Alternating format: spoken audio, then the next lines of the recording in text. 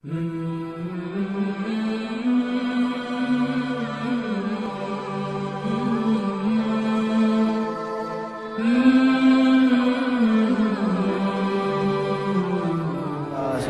முஹம்மதின் வஅலா ஆலி சையதுனா முஹம்மதின் வபாரிக் வஸல்லிம் அலைஹி.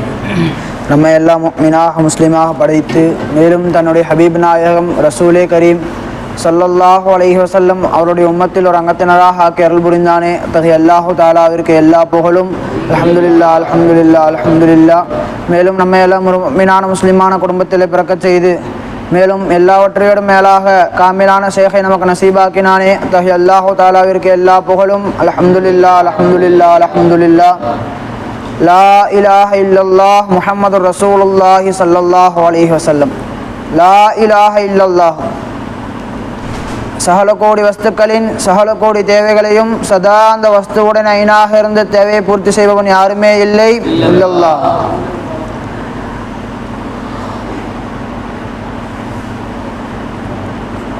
அல்லாஹு தாலா அல்லாஹுவை அடைவதற்கு அமல்களை கொண்டு அடையலாம்.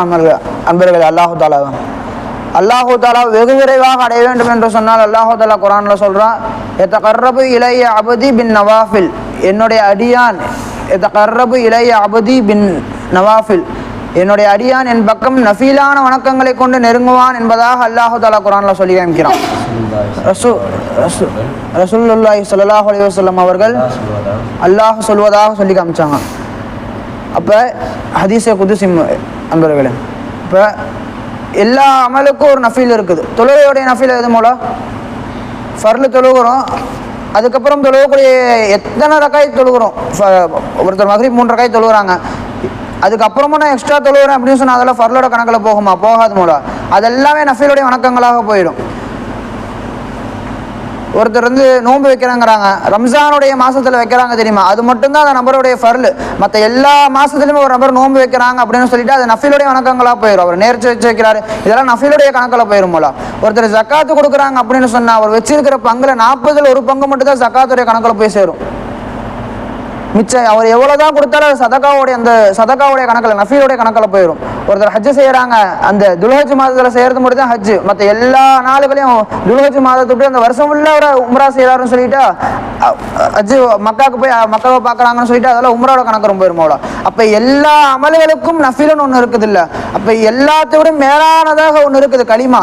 ஒருத்தர் சொல்கிறாங்க, நான் களிமா சொல்லலை, ஆனால் தொழுகிறேன், நோன்பு வைக்கிறேன், ஹஜ்ஜு செய்கிறேன், ஜக்காத்து கொடுக்குறேன், ஆனால் களிமாவை நான் ஏற்றுக்கொள்ள மாட்டேன் என்று சொன்னாங்கன்னா அந்த நபரை நம்ம முஸ்லீம்னு சொல்லுவோமா? ஒரு காலம் சொல்ல மாட்டோம். ஏன்? அவன் எல்லா அமல்களும் செய்யறான், அல்லாஹ் இலாஹா ஆக்கி கொள்ள மாட்டேன்னு சொல்றான், கலிமாவை சொல்ல மாட்டேன்னு சொல்றான். இந்த இடத்துல கலிமா தான் நமக்கு முக்கியமோல. ஒருத்தர் கலிமா சொல்றேன்னு சொல்றாங்க, இந்த தொழுக என்னால தொழுக முடியல, என்னால ஜக்காத்து கொடுக்க முடியல, நோன்பு செய்ய முடியல, ஹஜ்ஜு செய்ய முடியல, ஆனா கலிமாவை ஒத்துக்கிறேன்னு சொல்லிட்டு அந்த நபரை நம்ம என்ன பண்ணலாம்? சரி சொல்லுங்கன்னு சொல்லி சொல்லி அடுத்தடுத்த நடைமுறைகள் அவரை நம்ம அதை பண்ண வச்சிடலாம். அப்ப எல்லாத்துக்கும் அடிப்படையாக இருக்கிறது என்னது? ஒரு பில்டிங்கோட அடித்தளம் ஸ்ட்ராங்கா இருந்தாதான் அந்த பில்டிங் அடுக்கடுக்கு மேலே கட்டிட்டு போக முடியும். அப்போ எல்லாத்துக்கும் அடிப்படையாக இருக்கிறது இந்த கலிமா தான், லா இலாஹ இல்லல்லாஹ். அப்போ தொழுகைக்கு ஒரு நஃபீல் இருக்குது, ஜக்காத்துக்கு இருக்குது, நோன்புக்கு இருக்குது, ஹஜ்ஜுக்கு இருக்குல்ல, எல்லா அமல்களும் நஃபீல் இருக்குது என்று சொன்னால் இவை எல்லாவற்றையோட மேலானதாக கலிமா இருக்குது, சிறப்பானதாக இருக்குது. அப்படிப்பட்ட கலிமாக்கு நஃபீல் என்ன மூலம்? கலிமாவுடைய ஃபர்ல் என்ன? வன்கால லாயிலா முஹ்லின் தஹ்லல் வன்கால லாயிலால தஹ்லல் ஜன்னா. இந்த ஹதீஸ் அடிப்படையில் சொர்க்கம் போயிடுவாங்க, ஃபர்ல் முஸ்லீம் ஆயிட்டாங்க வச்சுக்கலாம். அதான் உண்மை. இதோடைய நஃபீல் என்ன? இந்த லா இலாஹ இல்லல்லாஹ் என்ற கலிமாவை நம்முடைய வாழ்க்கையாக ஆக்கிக் கொள்வது. தப்லீக் மாசா படிச்சிருக்கோமோ சொல்லுவாங்க, இந்த லா இலாஹ இல்லல்லாஹ் அப்படிங்கிறது ஒரு வார்த்தை இல்லப்பா, இது ஒரு வாழ்க்கை அப்படின்னு சொன்னாங்க. அது எப்படி வாழ வேண்டும் என்பதை அங்க சொல்லி தரல. சர்க்கார் நாயகம் கரம் பிடித்த பர்க்கத்துல அல்லாஹு தஆலா சர்க்கார் நாயகம் அவங்க நிஸ்பத்துல அல்லாஹ் பிச்சை போட்டான். லா இலாஹ இல்லல்லாஹ் எப்படி வாழ்க்கையில புழங்க வேண்டும் தெரியணுமா? இங்க பாத்துக்கோ, சர்க்கார் நாயகம் வாழ்ந்து காமிச்சிட்டு இருக்கிறாங்க. ஒவ்வொரு முறையும் பார்க்கும்போது சர்க்கார் நாயகம் எந்த விஷயத்தை பேசினாலும் துனியாவுடைய விஷயத்தின் பக்கம் பேசுறது கிடையாது. சர்க்கார் அப்படியே கரெக்டா அன்னைக்கு பாடம் நடத்திட்டு இருந்தாங்க. சர்க்கார் இங்க சார் பாடம் நடத்திட்டு இருந்தாங்க. சார் என்ன பசங்களுக்கு புரிய வைக்கணும்னு நினைக்கிறாங்களோ அதை சர்க்கார் நாயகம் அப்படியே லா இலாஹ இல்லல்லாஹ் மூலியமா சொல்லி பசங்களுக்கு புரிய வச்சிட்டாங்க போல. அப்ப எல்லா விஷயத்தையும் அல்லாஹ் லா இலாஹ இல்லல்லாஹோட கனெக்ட் பண்ணிட்டு இருக்கிறாங்க. அப்ப இந்த லா இலாஹ இல்லல்லாஹ் நஃபீல் என்ன மூல? இந்த லா இலாஹ இல்லல்லாஹ்வை நம்மளுடைய வாழ்க்கையாக ஆக்கிக் கொள்வது, இதுதான் லா இலாஹ இல்லல்லாஹ் நஃபீல் மூல. இந்த லா இலாஹ இல்லல்லாஹ் கொண்டு போய் நம்ம எதோட ஜாயின் பண்ணாலும் அது சிறந்ததாக ஆயிரும். ஒரு அமல் செய்யலாங்க, அந்த அமல் அஃதல் அமல் என்னது? லா இலாஹ இல்லல்லாஹ் தான். நம்ம ஒரு அமல் செய்யறோம், இந்த அமலோட லா இலாஹ இல்லல்லாஹ் ஜாயின் பண்ணுவோம். இந்த என்னுடைய சுய குவ குவத்து கிடையாது ரப்பே, இதெல்லாம் நீ தான் என்னோட தேவையை பூர்த்தி செய்யறன்னு சொல்லி அந்த அமலை நம்ம செஞ்சோம், இது சிறந்த அமலாக மாறி விடுகிறது. ஒரு திக்ர் செய்யறோம், அஃதலு திக்ர் என்னது லா இலாஹ இல்லல்லாஹ், அஃதலு ஃபிக்ர் என்னது இதுவும் லா இலாஹ இல்லல்லாஹ் தான் மௌலா. அப்ப எந்த செயலோட நம்ம லா இலாஹ இல்லல்லாஹ்வை சேர்த்து கொள்கிறோமோ அதோட அந்த அந்த அமல் சாதாரண அமலாக தான் இருக்கும். எப்ப லா இலாஹ இல்லல்லாஹ் அதோட ஜாயிண்ட் ஆயிருச்சோ அப்ப அந்த அமல் சிறந்த அமலாக ஆகிரும், இருக்க அமலே பெரிய அமலாக ஆயிரும். ஏன் இருக்கிறதுலே அந்தஸ்தில் உயர்ந்ததாக இருக்கக்கூடிய லா இலாஹ இல்லல்லாஹ் அதோட சேர்ந்துருச்சு மௌலா. இப்ப லா இலாஹ இல்லல்லாஹ்வை நம்மளுடைய வாழ்க்கையில் புழங்கிக் கொண்டே இருக்கணும். லா இலாஹ இல்லல்லாஹ் அல்லாஹ் தான் என்னோட தேவையை பூர்த்தி செய்யறான் அப்படின்னு. ஸோ என் குவத்து என்று கிடையாது, நம்ம குவத்தை வந்து நம்ம பக்கம் சேர்த்தோம் அல்லாஹ் பக்கம் சேர்த்தோம்னு சொல்லிட்டு அல்லாஹ்தால ரொம்ப சந்தோஷப்படுவோம். அதுவே நம்ம பக்கம் சேர்த்துட்டோம் அல்லாஹ்தால ரொம்ப கோவப்படுவோம். ஒருத்தர் இருக்கிறாங்க, மொய்தீன் சொல்லி காமிச்சாங்க.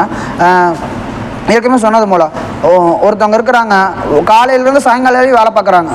இவ்வளோ வேலை பார்த்து 400-200 சம்பளம் வாங்கிட்டு காய்கறி கடைக்கு போய் இவரே தக்காளி எடுக்கிறாங்க, இவரே புடலங்காய் கொத்தமல்லி எல்லாமே எடுத்துகிட்டு போய் வீட்டில் போய் இவரே சட்டி எடுத்து வைக்கிறாரு, ஸ்டவ் பற்ற வைக்கிறாங்க, இவங்களே சமைக்கிறாங்க, இவங்களே எடுத்து கீழே வச்சு தட்டில் போட்டு இவங்களே பிசைஞ்சு சாப்பிட்றாங்க.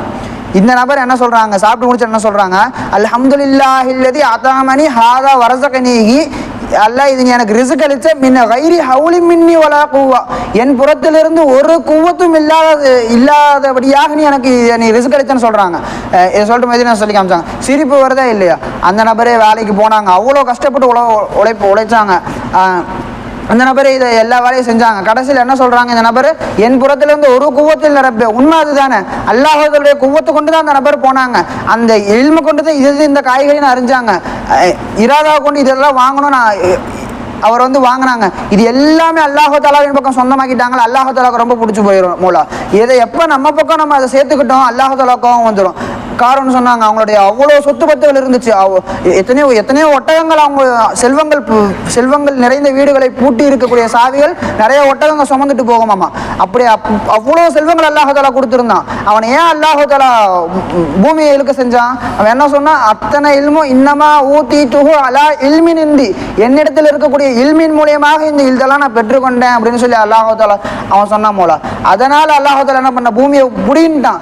இன்னும் சொல்ல போனா கியாமத் நாள் வரைக்கும் அவன் உள்ள கூட்டிட்டு போயிட்டே இருக்கும் என்பதாக சொல்லி காட்டினாங்க மோலா. அப்ப ஆகவே நம்ம புறத்திலிருந்து எந்த கோபத்தும் கிடையாது. அல்லாஹ் தஆலா சபா சிஃபாத்துகளும் அல்லாஹ்விடத்துல இருந்தா நமக்கு அல்லாஹ் தஆலா ஜாரியாக்கி கொண்டிருக்கிறான் என்பதை விளங்கி வாழ்வதற்கு அல்லாஹ் தஆலா நமக்கு தௌஃபீக் செய்வானாக. வாஹிர் தஅவானா அல்ஹம்துலில்லாஹி ரப்பில் ஆலமீன்.